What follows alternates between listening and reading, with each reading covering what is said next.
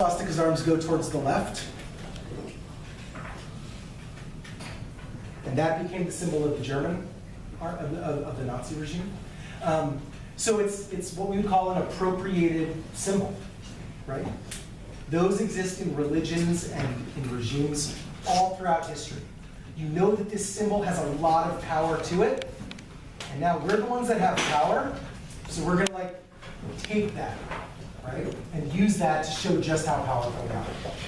Great. Let's go in the back, 1, 2, 3, and then I'll move my way up this way. Go ahead. So can you like go in the bunker, or do they? Does anybody like own it, or? I don't know if it's been destroyed, which a lot of times people will do, or if it's been preserved.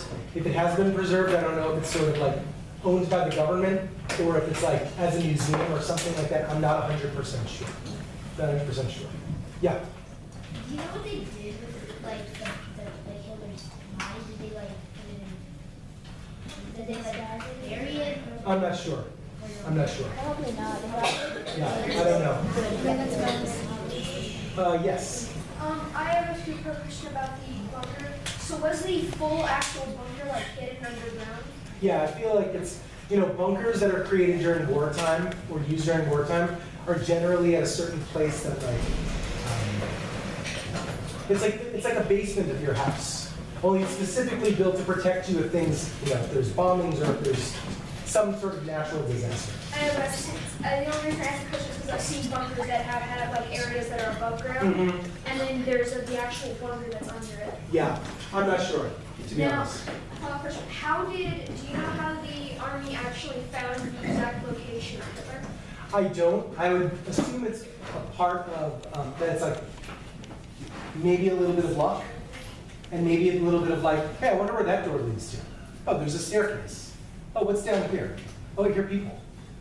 Oh, you're all Nazi officials hiding out in this little tiny room, right? It's a little bit like that. There might have also been some intelligence that came to them that there were bunkers and secret, you know, people who had escaped from Nazi Germany, who had defected, which means you worked for the government, you worked for the regime, and then you realized what was wrong, and or you got caught by another army, you know, by another army or another government, and they got intelligence and information out of you.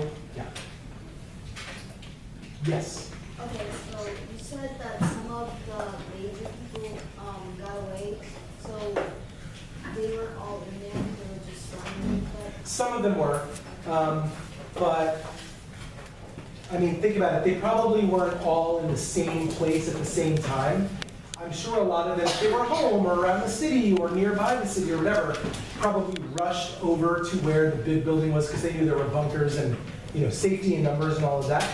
And if some of them were traveling or whatever, it's probably just like, well, I'm not going back to Berlin anytime soon. I'm going to go that direction instead. Yes? Are there any Nazi officials still living? So I don't know if there are any still living. I do know that there are people who either survived the Holocaust or lived around that time, who actually became Nazi hunters.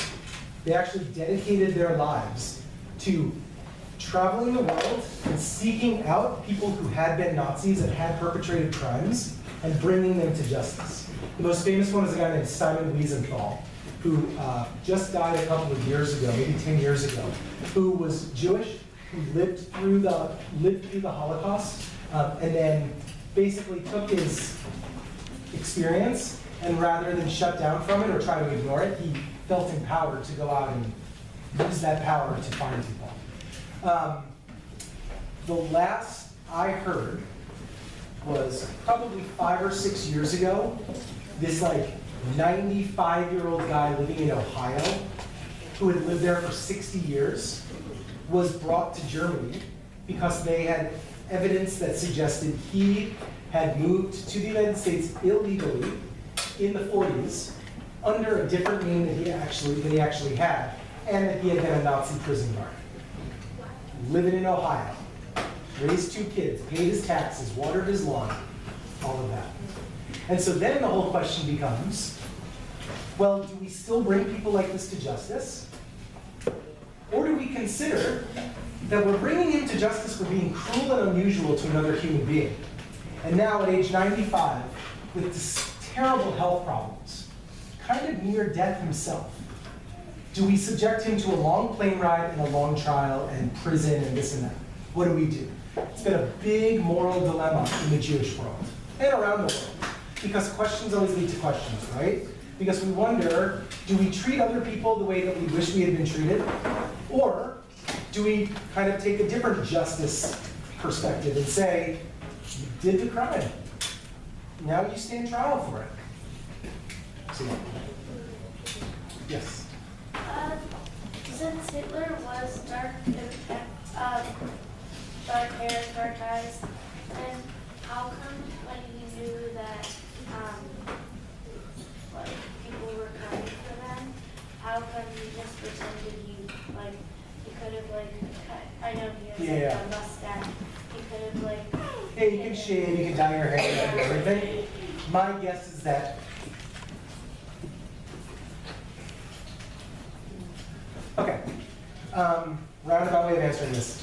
One semester in college, I lived in Orlando, Florida, and I worked at Disney World. It's not as great as it sounds at all. No, it's terrible.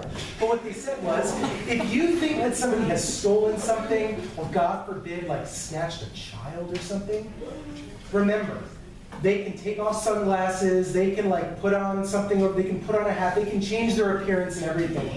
And they gave us ideas of like how to make sure we can really find somebody, right? Same thing.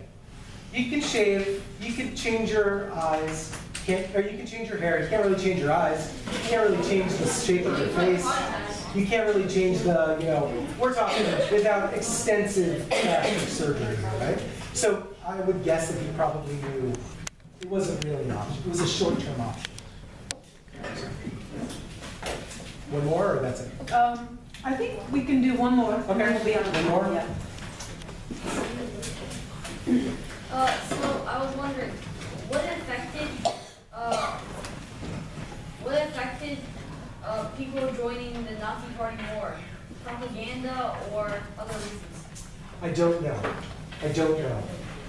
I'm sure that there have been scholarly, like, historical studies and sociological studies done on, like, why would people do this? Was it out of fear? Was it out of mob mentality? Was it out of just the inundation of propaganda?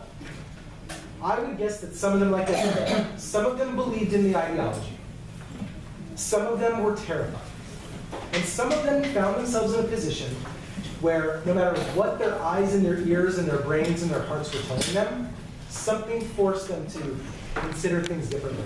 So friends, please, in this world and for the rest of your lives, if your eyes and your ears and your hearts and the people you trust are telling you that it's true, think it through and consider that it might be true. Thank you, Rabbi Silverman.